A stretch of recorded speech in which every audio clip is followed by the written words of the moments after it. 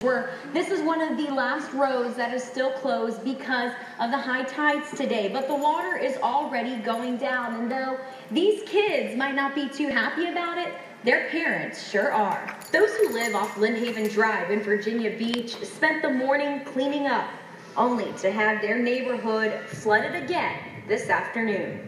It's anywhere from 12 to 18 inches deep. You have to crawl through it really, really slow so that it doesn't splash up and get the intake of your engine or anyplace else. And I mean, you're driving through salt water, which is never good for a vehicle, period. Mark Steiner's wife just came home from the hospital yesterday, and his son, who drives a Honda Civic, couldn't navigate through these waters last night to see his mom. When I brought her home last night, he couldn't get in here because it was so deep. So she's back home now and doing better, but you know, if you don't have a truck on and you live on Lynnhaven Drive, you're not getting in and out of here. And that's the problem with these kind of storms. Hurricanes, they tend to come in and do damage for 2 or 3 hours and they move on down the coast or up the coast. These storms, they sit here and they're like, you know, a bad party goer. They just won't go home, you know, so everybody can go to bed.